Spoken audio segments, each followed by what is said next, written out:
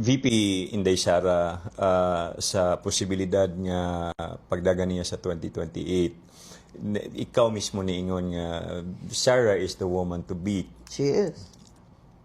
Taga ko grason nganong she's the woman to beat, man, attorney. Even Lucio interviewed me.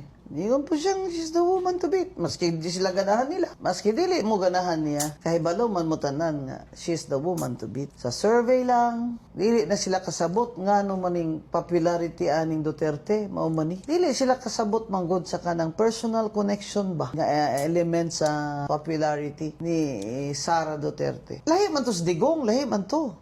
Sara Duterte is a woman.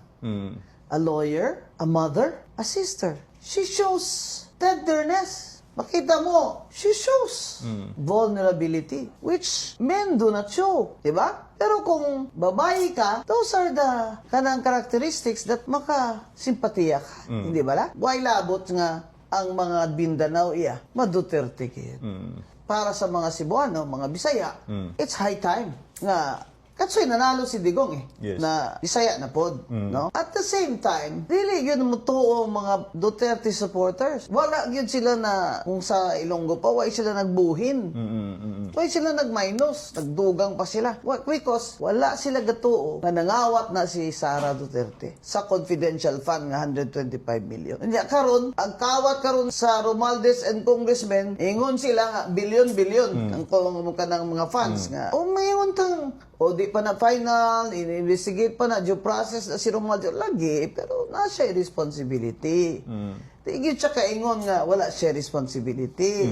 I-compare ni mong confidential fund ni Sara 125, makatawa man ka ana ba? Kana pangawat ba na? Compare ni mo tong bilyon-bilyon. Attorney ka ng pangawat kung 1 million, pangawat raman agihapon. Mao na nga wala ako naingon ko nga ako di ko ana pabor sa impeachment from the start. Ngano? Kabalo man ko nga iya raman to ni Romualdez giritoke niya to kung sa giritoke niya to. Tanawa ni ingon ng Supreme Court karon, wala due process, wala gani Justice Committee meeting. Wala gani kita ang kopya si ang Vice President. Patay ka i-impeach mo Vice President, may si kopya no wala gyud kagahatag sa iya ha. Unsa man ni blind date? Diyan mingon pa ni mga congressman nga, oh, she does not have a right to a copy. Unsa man mo diyan mga bugo mo? Inyong i-impeach ang Vice President, wa niyo gitaga ang kopya because of the design. Klaro na gyud nga political lang yung garutoke ba? Ipapirmahan lang, pirmahay lang. That's why in the first place sabi ko, ano ako uto-uto? Kung ako